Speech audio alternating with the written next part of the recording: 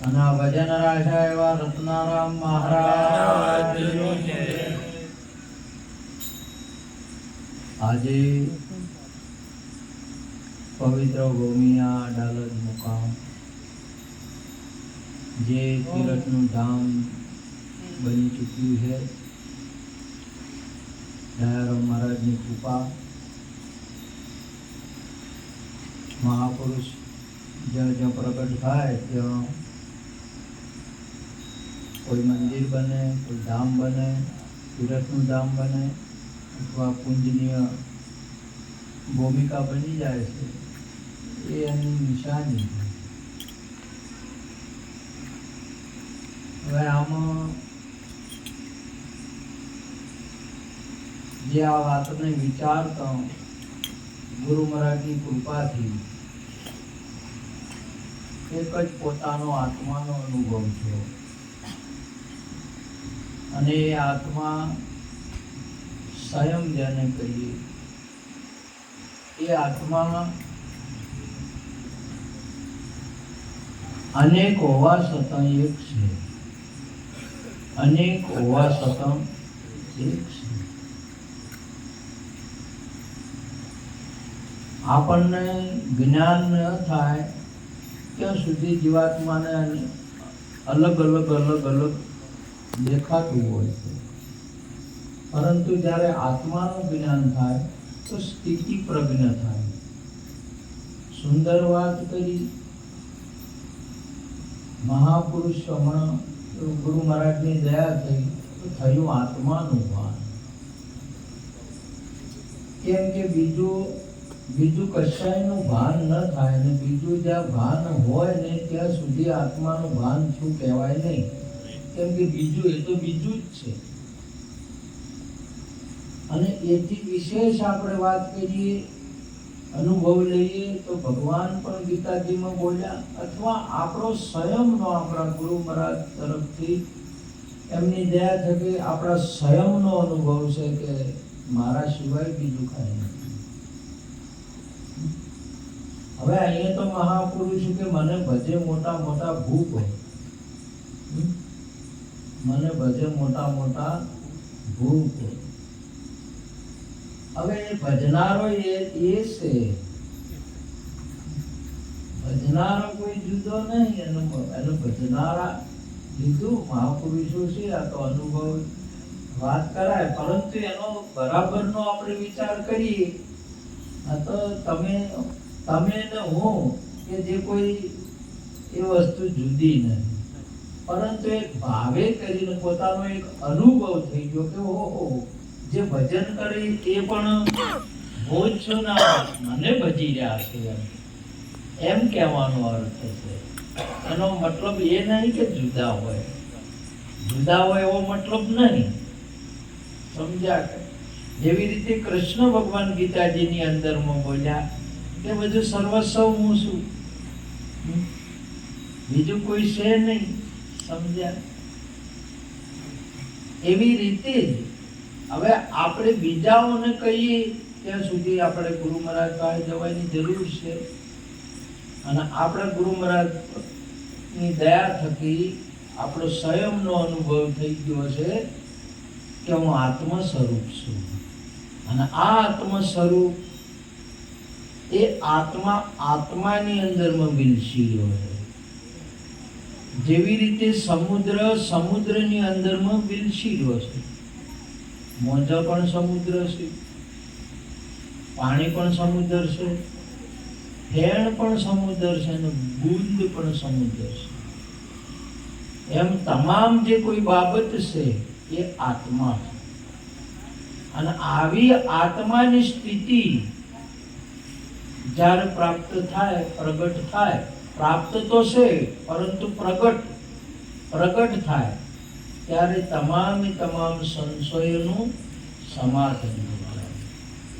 કોઈ સંશય ના રહે, કોઈ બીજી બાબત ના રહે, અથવા કોઈ ઈચ્છા પણ ના રહે. ઈચ્છાની પણ સમાપ્તિ થાય. તારી ઈચ્છા સમાપ્તિમાં સમાશે સમજણની જડીબુટી છે મળશે સદગુરુજીની પાસે. એવું મહાપુરુષ બોલ્યા. આપણો અનુભવ આપણે પણ જ્યારે સ્થિર થયા ગુરુ મહારાજની દયા થકી, તો એ આ વાત આત્મ તત્વ છે. અને એ આત્મા અનાદિ કયો, હાલ કયો, પછી કયો, એવી કોઈ બાબત નહીં. ત્રણે કાળોથી પર છે, સમજ્યા? એ વાત હવે સ્વયંને ખબર પડે.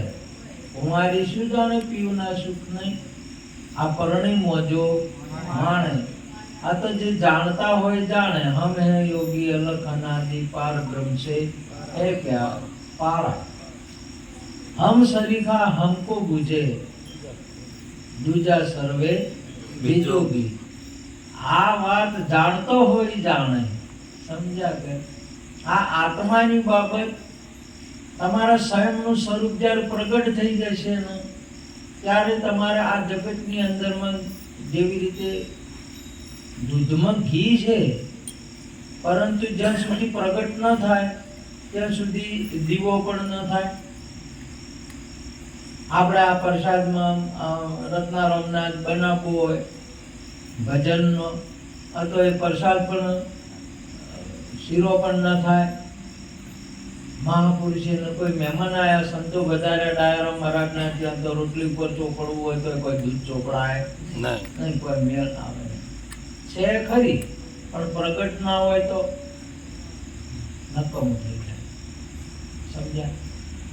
એમ આત્મા પ્રગટ જ્યાં સુધી ન થાય ત્યાં સુધી છે ખરો, પણ પ્રગટ ન થાય તો આ વાતની સમજણ ન પડે કે મારા સિવાય કોઈ નહીં. અને એ જ્યારે તમારે કાં તો તમને ડર લાગે ને, કે કાં તો તમે નિર્ભય થઈ જાઓ. એકલા જ હો તો તમે આખા જંગલમાં કે આખા આમાં તમે પેલા એકલા જ હો ને, તો તમને કાં તો ડર લાગે, કાં તો તમે નિર્ભય થઈ જાઓ. એકલાપણાનો આવી વસ્તુ છે. એકલા જ થયા તો તમે એકલા જ, બીજું કોઈ નહીં. અરે નિરોધ બાપુ પણ બોલ્યા, અરે જંગલ में तो कुछ नहीं है, એમ બાપુ બોલ્યા. જંગલ એટલે જંગલમાં કોઈ ના હોય, એટલે કોઈ ના, તમારા સિવાય કોઈ ના હોય એટલે જંગલ કહેવાય. શું કહેવાય?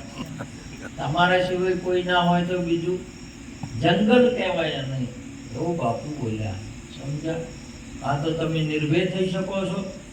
અને ત્યાં સુધી કોઈ દિવસ તમારે આત્માનું પ્રગટ્ય ના થાય ને ત્યાં સુધી નિર્ભય પણ ન થવાય. અને કોઈ પણ બાબતનો તમારે દીવો કરવો હોય કે કોઈ પણ કરવું હોય તો એનાથી થાય નહીં. ભજન કરવું હોય તો એ ન થાય. તમારે ધંધો કરવો હોય તો એ ન થાય. આ તો દેખાદેખીને હોભળ્યા હોભળને એમ ફરતા હોય છે. આત્માની ઓળખાણ વગર કશું નહીં. જેવી રીતે ઈંડું હોય ને, ઈંડાની અંદરમાં જ્યાં સુધી પ્રગટ્ય ના થાય ને ત્યાં સુધી રડ્યા કરે. આમ તો આમ રડ્યા કરે. એને હજી પ્રગટ જ નહીં, જે બચ્ચું જ નહીં પ્રગટ છું તો શું ઉડી શકશે? તો તમારે જ્યાં સુધી આત્માનું પ્રાગટ્ય નહીં થયું તો સુખે ના માણી શકે કે દુઃખે ના માણી શકે. એને ખબર નહીં દુઃખ એ શું છે ને સુખ એ શું છે. આ દુનિયાને માનવી હોય ને તોય પણ ન માણી શકે.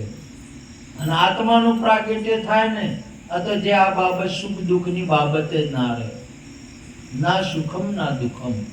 અને સુખે નહીં ને દુઃખે નહીં. બસ શું કહેવાય એને? સચ્ચિદાનંદ શું કહેવાય? સચ્ચિદાનંદ એવું કહેવાય. મને ઓછું ભાવે ભાઈ આવા શબ્દો. ગામડાનો માણસ કરો ને બધું ઓછું ભાવે. આત્માની બાબત આવી છે.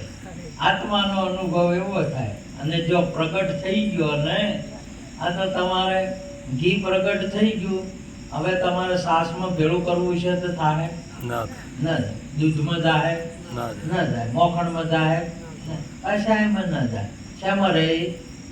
આત્મામાં જ રહે. આત્મામાં જ રહે. બીજા કશાયમાં તમારે જાવું હોય તો ના જાય.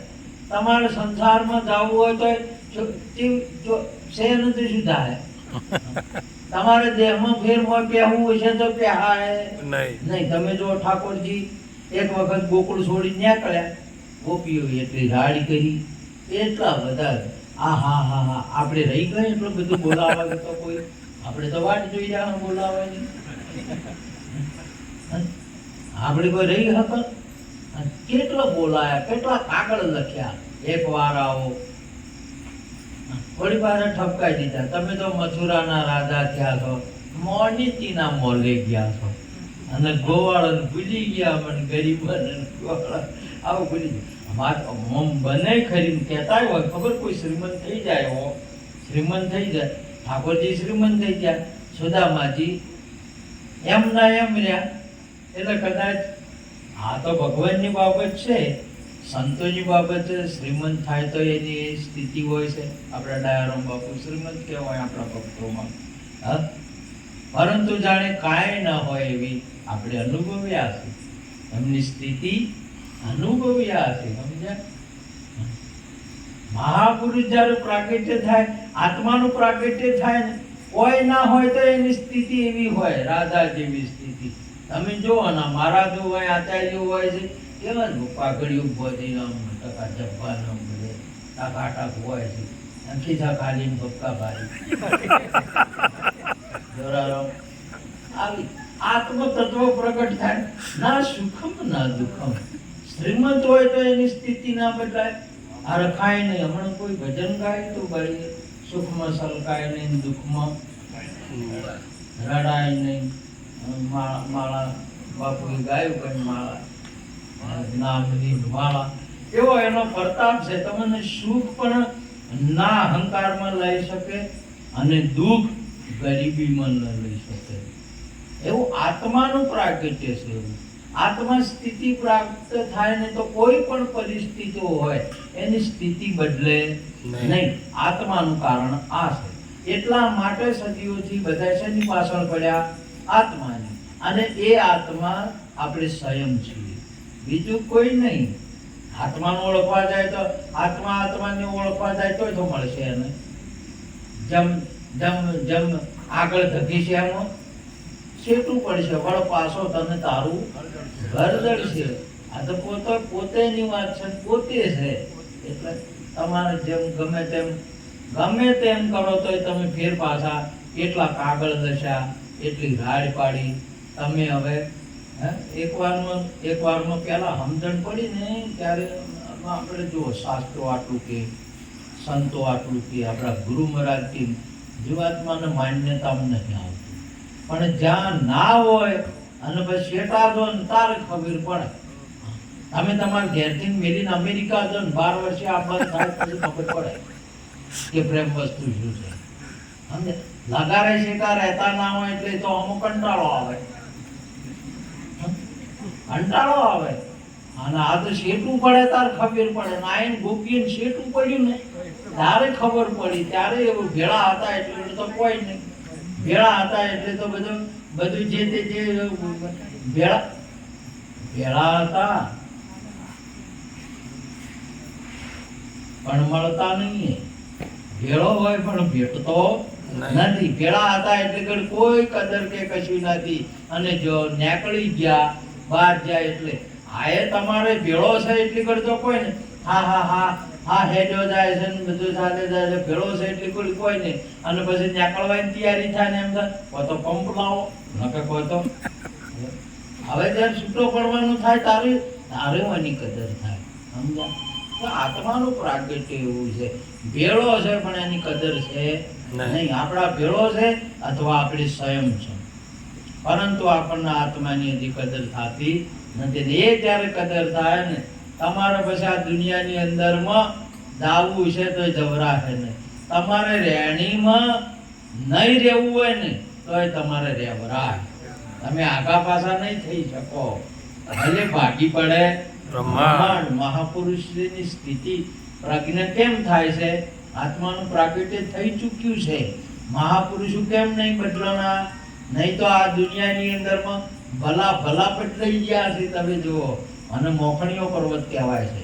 મહાભારતમાં આવે માખણનો પર્વત. તમને ખ્યાલ છે? હવા હો કબીરાએ પાંડવોને ઉપર લઈ જઈને એમની 68 માતાને ચડાવવામાં હતા મહારાજ. ત્યારે હવે ભલભલા અહીંયા કયો ચડે, ચડવા જોઈએ તો પાછા લપસી પડે. ભેમ ચડવા જોઈએ પણ લપસી પડે. એ હિડંબાને વચમાં રાખ્યા, ઉપર રાખ્યા અને ગટોર ઘસને વચમાં સોટલો પકડીને રાખ્યો ને એના ઉપર પગ મેલીને ઉછાળ્યો. સમજ્યા? એ મહાપુરુષ આ ભલભલા છે ને, આની અંદરમાંથી કૂદકું મારવું ને એ તો મહાપુરુષ એટલું કહો છે. કોઈ આમાં રત્નારામ મહારાજ કહો છે ત્યાં કૂદકો મારી શકે. સમજ્યા? આમાં તો આમાં કૂદકો ને મોય પેસે છે. શું કૂદકો મારે? મોય પેસે છે. આટલું આ કમા, આટલું ઓમ કરો, આટલું કોમ કરો, આટલું બધું. એક કન્યા, બે કન્યા, કેટલી કન્યા. મને તમારી સંપત્તિ વધે એટલે આવું વધે. મય વધારે થઈ જાય. આત્માનું પ્રાગટ્ય થાય, તમારે કોઈ ઈચ્છા ના રહે. એ તમારે જવું હોય તો ફીર જવાય નહીં. માટે આત્મા સર્વશ્રેષ્ઠ છે અને આત્મા સિવાય કોઈને. આત્માની સ્થિતિ એટલે આપણા ભગવાન ગીતાજીની અંદરમાં એક વાત કરી, અસાત્મા રતિ રેવ સદાત્મા તૃપ્ત ચ માનવ. જે આત્માની અંદરમાં રત રહે છે, આ ઘણા છે આત્માનું જ્ઞાન ના હોય ને એટલે આત્માનું પ્રાગટ્ય ના થાય ને એટલે દેહમાં રહેતા હોય. શામાં રહેતા હોય? દેહમાં રહેતા હોય. ના કે તમે પૂછો એટલે કે ચોર હશો કે ઘરમાં રહો, ચોક ક્યાં જાય? ઘરમાં રહી તો રે દેહમાં. ના કે વધારે વળી પૂછો તો કે ચોર છો કે કાતરામાં રહો, તો રે અહીંયા રસ. આત્મામાં રસ એમ કોઈ કે ના કે? બધું નકલી છે. ઘરે તમારે એક દાડો છોડવું પડે, દેહે છોડવો પડે અને ગોમે ઉઠમણો થઈ જાય. વાગતા ઢોલે આને ખબર જ નહીં હતી. ભલા હેજે જ્યાં બરા મોય રહી જાય, મોય રહી જાય, મોય રહી અને હેડણું થાય અને નેકળી જ્યાં લે મહાપુરુષ એ સ્થિતિ પર આજે ડાયરો તમારે મને જતા જાય એમ. ડાયરો મેં ના જોય, કૃષ્ણ ના જોય, રામે ના જાય હોય ને. આ જગતની અંદરમાં આવન જવા વાળું આપણી માન્યતા છે, આપણી કલ્પના છે. ક્યારે આપણને ખબર પડે?